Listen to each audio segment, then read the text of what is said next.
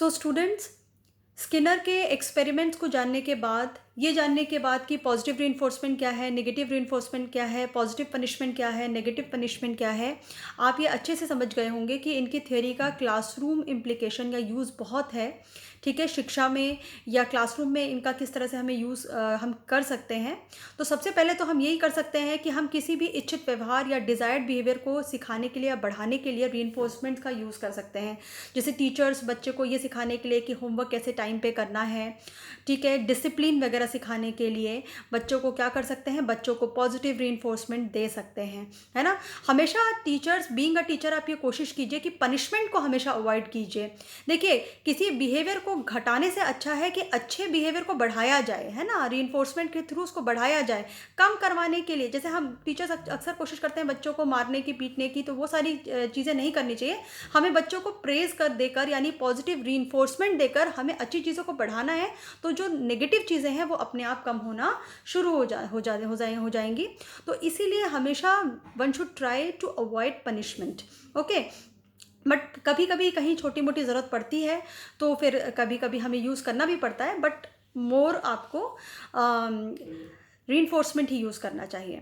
उसके बाद जो बच्चे होते हैं उनकी वोकैबुलरी या शब्द भंडार को बढ़ाने के लिए भी, वो भी वही वाली चीज़ है कि बच्चा जब कुछ अच्छा बोले, वो रोज़ पढ़ कर आए, हम उनको क्या कर सकते हैं, हम उनको मोटिवेट कर सकते हैं ना कुछ अच्छा करने के लिए। उसके बाद नेक्स्ट इज शेपिंग। शेपिंग का मतलब ये है कि हमें बच्चे को क्या करना है, हमें बच्चों को स्मॉल स्मॉल स्टेप सिखाने। देखिए, कभी कभी क्या होता है, कुछ चीज़ें बहुत जटिल होती हैं या कॉम्प्लेक्स होती हैं, तो हमें वो चीज़ सिखाने के लिए बच्चों के बिहेवियर को क्या करना पड़ता है, शेप करना पड़ता है। शेप का मतलब ये है कि जैसे कि मान लीजिए आप बच्चे को चाहते हैं कि वो इंग्लिश स्पीकिंग सीख ले या कोई पर्टिकुलर तरह की भाषा सीख ले। तो मान लो आज बच्चे ने एक शब्द बोला, तो आप क्या कर सकते हैं, उसको हम छोटा सा जैसे कि आज बच्चे ने एक शब्द बोला, तो आप उसको छोटा सा क्या कर सकते हैं, कोई रीइंफोर्समेंट दे सकते हैं, कोई रिवॉर्ड दे सकते हैं। ये जो रीइंफोर्समेंट है, ये कोई प्रेज वर्ड भी हो सकता है, उसकी तारीफ हो सकती है। का आज उसने एक इंग्लिश के वर्ड बोलने पर आपने उसको तारीफ दी, या आज एक दिन वो होमवर्क करके आया तो आपने उसको तारीफ दी, तो कल वो 2 होमवर्क करके आएगा।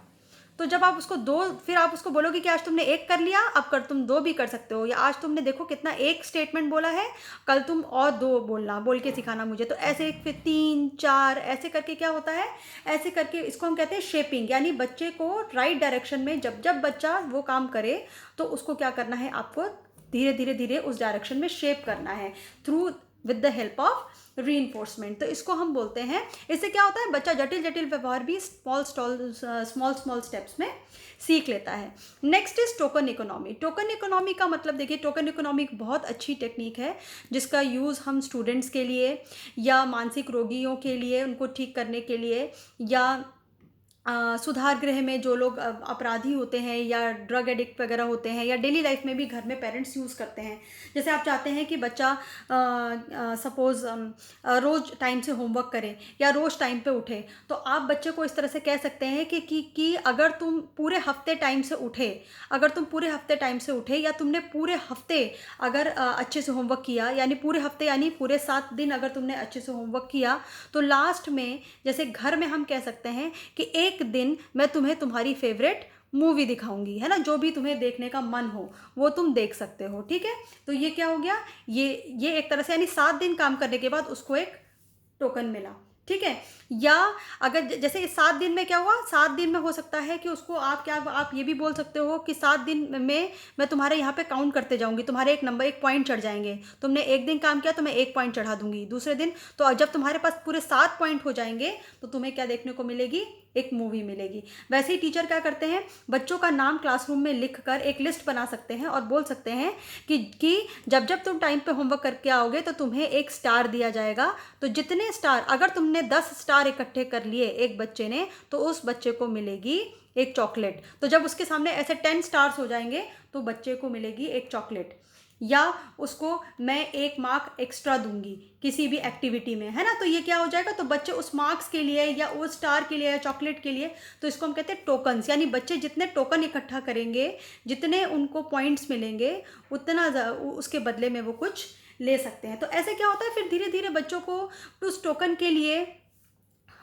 टोकन को इकट्ठा करते करते उनको वो काम करने की आदत पड़ जाती है, और उनको कब वो आदत पड़ जाएगी उनको पता भी नहीं चलेगा, कब वो टाइम पे काम करना शुरू कर देंगे। तो जो स्किनर की जो ऑपरेंट कंडीशनिंग है वो बहुत ही इंपॉर्टेंट है, बहुत ही यूज़फुल है। तो आई होप ये पढ़कर आप इसको क्लासरूम में यूज़ करेंगे, इसको इम्प्लाई करेंगे। Thank you so much.